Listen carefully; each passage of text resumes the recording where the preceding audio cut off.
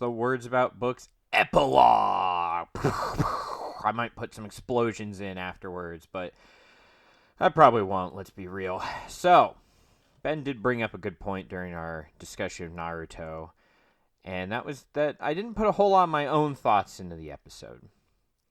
I focused more on giving a summary and analyzing the story, mostly for two good reasons. One, I wasn't sure if we were going to get Shippuden or not. And ultimately, I left that up to the patrons, because it would have been a bonus episode. That would have been at least another 1 or 2 episodes minimum. And now I know that that's not what the patrons wanted. You're instead getting Kamala Harris, I guess. That was okay. I am in the process of reading that, and I think she might have a chance. I haven't read through the whole book yet, but I like her odds. We're a few chapters in. She's got her presidential campaign up and running. We'll see where it takes us. I think she's got a good chance of having a run here.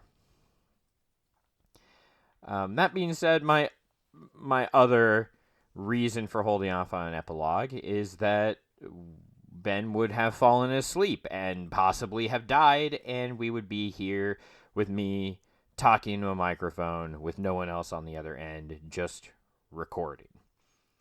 So before I dive right into kind of my final thoughts on Naruto, if you do want Shippuden, let me know. You can drop a message in our Discord or on our Patreon or email us. I'm still open to doing it at least through to the Shinobi World War arc at the very end. So if you want more, we can get you more. I'm happy to drag Ben's ass along for the ride. So, my thoughts on Naruto.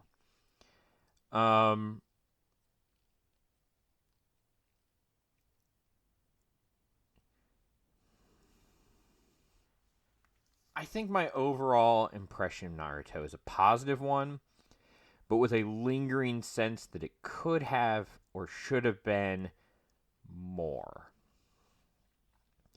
And I say that recognizing that Naruto is obviously very popular, doing very well financially.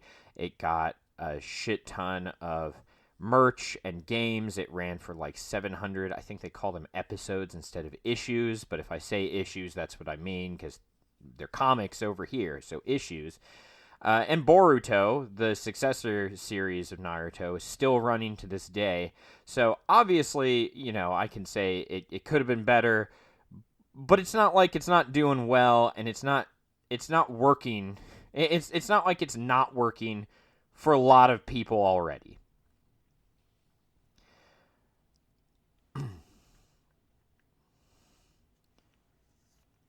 I think for me, it just doesn't land anymore for a number of reasons that aren't just the fact that I've grown up and I've changed a lot over the last 20 years since I was aware of Naruto's existence. So I'll just go through these little bullet lists. Teamwork. So teamwork was factored heavily into Naruto from the early going. Kakashi's bell test was all about working as a team to defeat a stronger opponent.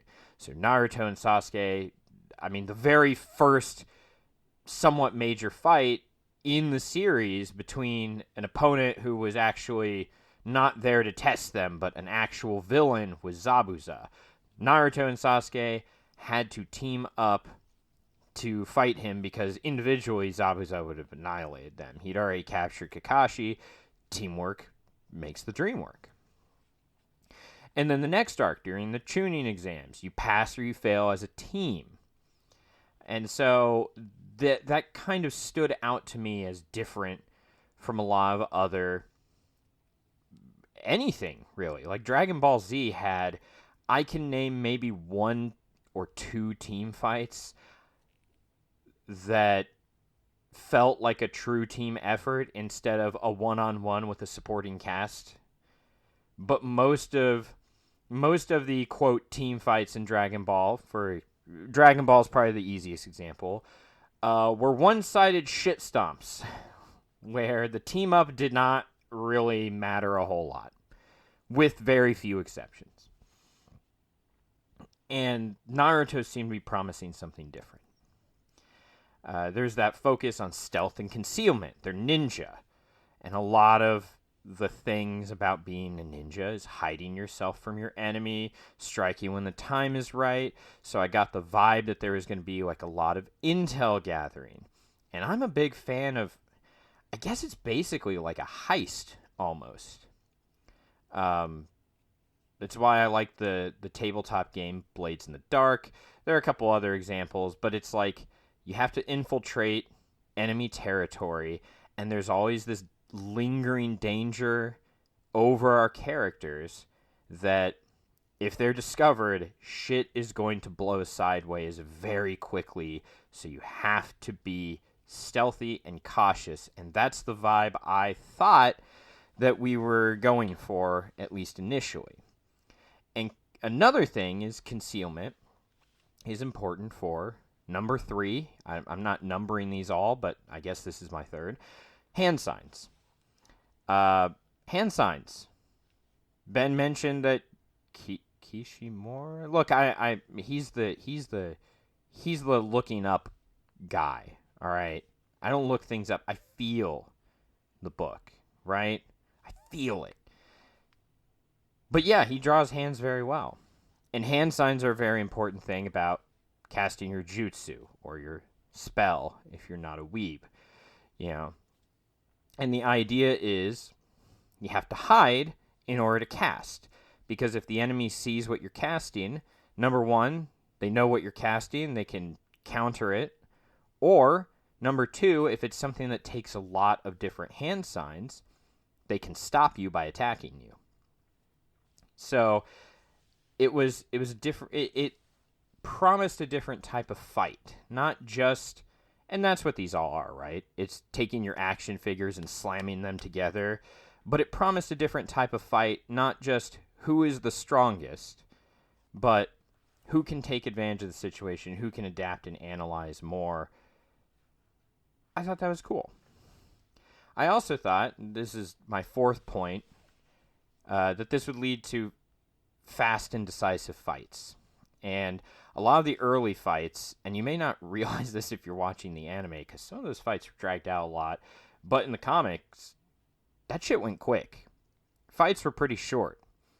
Something happened, something else happened, and maybe a third thing happened. Boom, boom, boom. Someone's dead or incapacitated. And we're moving on.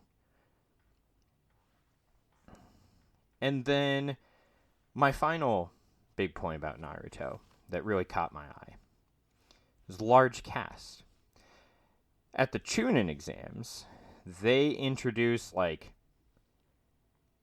think it was 21 semi-regular cast members, and each one having their own different abilities and whatnot. This sounds so... I don't know.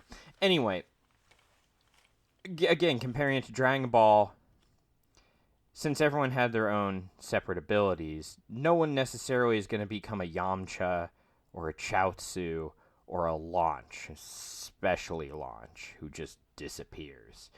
It doesn't lend itself to having the main character just become so much better than the tertiary characters that the tertiary characters just fade into the background.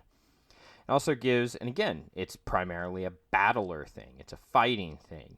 So it gives the thought of what if X fights Y, but since teamwork is also so heavily emphasized, you also have the thought of what if X and Y team up? What does that look like? So it can make for a lot of creative, easy storytelling. I've heard bad things about the anime filler, so I've never actually gone out of my way to watch it. But it seems to me that Naruto kind of leads itself to filler that could be interesting if someone wants to do more than just filler. Again, you take out your action figures and you're like, all right, this guy can see 360 degrees. This guy, he punches good. And this guy can fight with a dog. All right, throw those guys in there. Put in our main character. You got a team. Let's have them go break into this fortress. And they got to do a thing. And they don't want to alert the guards, because if all the guards are aware, then they're fucked. So how long can they go towards their mission before things go sideways? Tune in and find out, and see what happens when all these people team up. And let's put all this together now. There's a part in Shippuden that I was looking forward to talking about specifically. So again, if you want me to talk about it on Patreon, send us messages. Send us support. Because if there is a desire for more of this, I'll do more of this. But here's something that either people really, really seem to like about Shippuden or hated.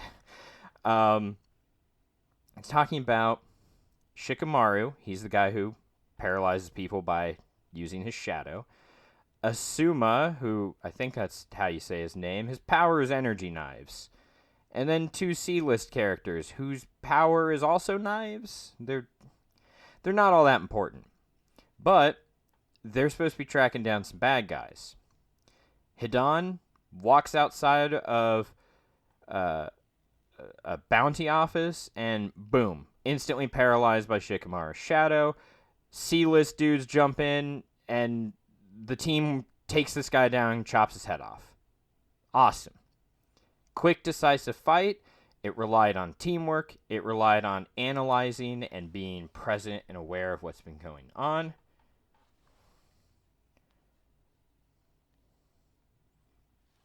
And I thought that was awesome. More of that, please. Now, of course, that's not the end of that fight. And Hidan is some sort of mortal, and he gets his head stitched back together, and then they wipe the floor of Shikamaru's team, and, you know. But I bring up the scene itself because it scratched a particular itch that nothing else was. And another example, why not?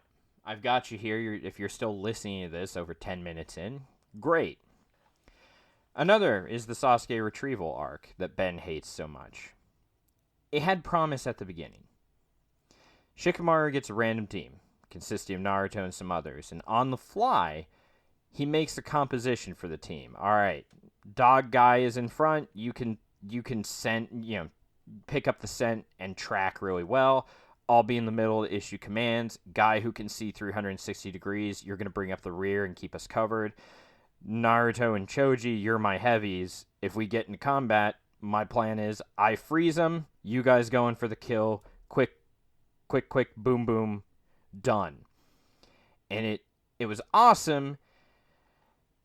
And then it just doesn't really pay off any of those things I just talked about. And that's where the disappointment sets in. So going back to teamwork, that typically just falls by the wayside to have a one-on-one fight. Naruto and Sasuke do work together to fight Zabuza, but that's really just to free Kakashi so that he could beat Zabuza in a one-on-one fight. Later, Sasuke and Naruto fight Haku, but Naruto is kind of useless for the first half of the fight, and then when Sasuke gets incapacitated and seemingly killed, the second part is a one-on-one fight with Naruto going ape shit, or I guess fox shit. Please laugh. Please laugh. I'm not putting in a laugh track. I'm not putting that much effort into editing this episode. But again, 2 one-on-one fights, essentially. Chunin exam. Orochimaru attacks the group, but Naruto and Sasuke really just kind of fight him individually, one-on-one, one after the other. The Sound Ninja attacks Sakura, but then Rock Lee comes in, so it's a one-on-one fight with some assistance. You know, the Sound crew do back each other up, but they don't team up on him. They're really just saving each other from fatal blows. And then, after he bites it, Sakura basically fights Zaku one-on-one. And then, of course, the Chunin exam just has a tournament. And then the Sasuke retrieval arc, which I was so happy about, just becomes a series of 6 one-on-one fights in a row. Whenever a fight becomes 2-on-1, it's because the Leaf Ninja that's backed up by one of the Sand siblings is no longer able to continue fighting. So really, it's just a one-on-one fight that then becomes a second one-on-one fight when Kiba, Shikamaru, and Lee couldn't handle their particular opponent and are bailed out by Kankuro, Tamari, and Gaara, respectively. It's not always like that.